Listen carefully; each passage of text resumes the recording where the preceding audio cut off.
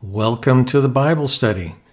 What we're doing here is going through the Bible a couple verses at a time, adding context and history, just for a better, deeper understanding of what God was trying to tell us. And just to let you know that there is a full transcript down below. Please hit the like and subscribe button. That really does help get it out to other people. And with that, let's continue with Malachi 2, verses 3 and 4. Behold, I will rebuke your offspring and spread dung on your faces, the dung of your offerings, and you shall be taken away with it. So shall you know that I have sent this command to you, that my covenant with Levi may stand, says the Lord of hosts. As we mentioned yesterday, most Old Testament prophecies were about the situation of the day, as a prophet's major role was to speak for God, warning them of dangers of straying from the Lord. However, as we all probably know, the writings of the prophets can be much deeper. Christopher Wright, a pastor and Old Testament scholar, describes something he calls the three horizons of Old Testament prophecy. This came from his article in Christianity Today, published in March of 2019. Horizon 1, the Old Testament era. This is the horizon of the prophet's own time or wider Old Testament area as a whole.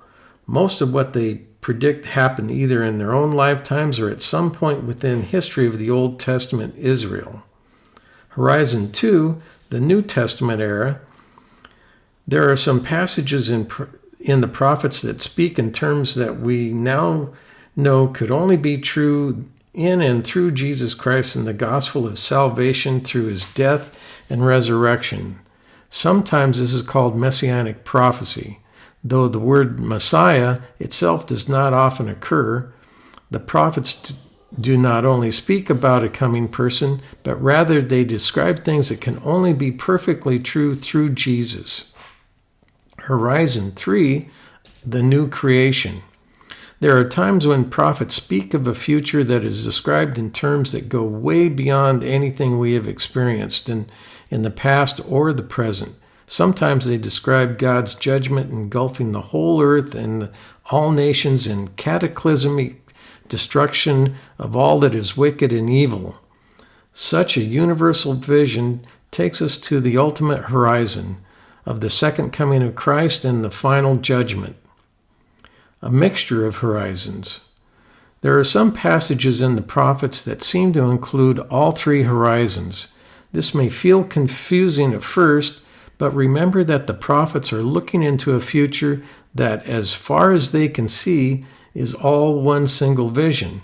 They do not and could not know that it will be centuries before Horizon 2 comes along, and unknown centuries further before Horizon 3 will come. We, with our perspective, can now see that their words have stretched out over a vast period of time. They saw things from the front and saw things near and far as if they were all part of one big single picture. So far, we have been reading about the prophecies in Horizon 1. However, Malachi 3 moves into different horizons of prophecy, but for now, let us continue with Malachi chapter 2, which are definitely Horizon 1 prophecies. Behold, I will rebuke your offspring. This is the first of 5 times that Malachi starts a statement using the word behold. Each time this clause is used in the book, God is going to announce something which will occur in the future. God starts by telling the priests that he is going to rebuke their offspring or descendants. This word is usually used to describe God's righteous anger. It is a strong reprimand, which is normally used to prevent future evil actions. As we can see in this passage, the evil priest will be humiliated and removed from the priesthood. In Israel, priests come from a long lineage of priests who have descended from the family of Aaron, although over time more broadly from the tribe of Levi. However, when a priest is removed, so is their family line, sons, grandsons, and so on. so that they will no longer be able to serve as priests in the house of God. That is their rebuke. One note, as we will see later in chapter 3, not all of the priests were evil, so the priesthood, of course, will still continue. The final humiliation. And spread dung on your faces, the dung of your offerings, and you shall be taken away with it. And just try to picture that. Such a disgusting and humiliating act. Sacrificial animals would normally have excrement in their systems, and God commanded that the flesh of the bull and its skin and its dung you shall burn with fire outside the camp. From Exodus 29:14.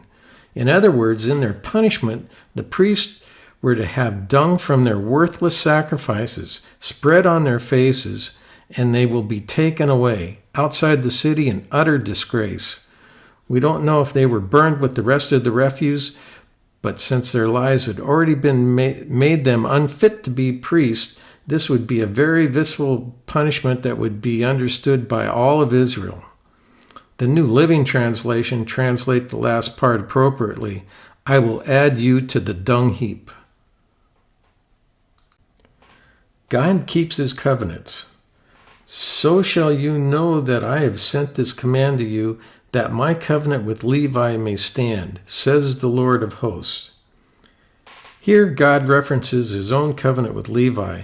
God is not talking about Levi the person, rather Levi the tribe. We are told in Numbers 18:20-24, Then the Lord said to Aaron, You shall have no inheritance in their land, nor shall you have any portion among them. I am your portion and your inheritance among the children of Israel. Behold, I have given the children of Levi all the tithes in Israel as an inheritance in return for the work which they perform, the work of the tabernacle of meeting. Hereafter the children of Israel shall not come near the tabernacle of meeting, lest they bear sin and die. But the Levites shall perform the work of the tabernacle of meeting, and they shall bear their iniquity. It shall be a statute forever throughout your generations, that among the children of Israel they shall have no inheritance. For the tithes of the children of Israel, which they offer up as a heave offering to the Lord, I have given to the Levites as an inheritance. Therefore, I have said to them, among the children of Israel, they shall have no inheritance. God set aside the tribe of Levi to be the ministers of the worship of Yahweh. They were the priests, the teachers of the law, the servants of the tabernacle, and later the temple, the worship leaders, and so forth. They would have no land of their own. Instead, their income would be from the tithes and the offerings. There were many times the Levites tested God's patience, but as he says here, my covenant with Levi will stand. Of course, God's people today do not have or need Old Testament priests to offer sacrifices. Jesus became our sacrifice once and for all. But God does provide leaders for his people. As in Malachi's day, good leaders and teachers are a great blessing to the church, but bad leaders and teachers can do great harm. Paul writes to Titus, The reason I left you in Crete was that you might put in order what was left unfinished and appoint elders in every town as I directed you. An elder must be blameless, faithful to his wife, a man whose children believe and are not open to the charge of being wild and disobedient. Since an overseer manages God's household, he must be blameless, not overbearing, not quick-tempered, not given to drunkenness, not violent, not pursuing dishonest gain. Rather, he must be hospitable, one who loves what is good, who is self-controlled, upright, holy, and disciplined. He must hold firmly to the trustworthy message as it has been taught, so that he can encourage others by sound doctrine and refute those who oppose it. That's from Titus 1, 5-9. While we can get wrapped up in the long list of requirements, focus on the very last part. These church leaders must be able to teach truth and correct error. The priests in Malachi were doing neither. Additionally, James gives this counsel: not many of you should become teachers, my fellow believers, because you know that we who teach will be judged more strictly. That's from James 3:1. This week, spend some extra time praying diligently for the pastors and leaders of your own church. In today's world, they are under great pressure and have great responsibility. Pray that God will give them wisdom and that they will not grow weary in the ministry that God called them to. And that's the end of this session. And we just pray that God will bless you for sticking around and learning about His Word, and with the context and the history and the good commentary. Again, please hit the like and subscribe button. That's kind of like our tithe. It doesn't cost you anything, and we certainly appreciate it. It helps get it out to other people. Make sure if you didn't like the sound of my voice that you read it down below. And with that, we'll see you on the next one.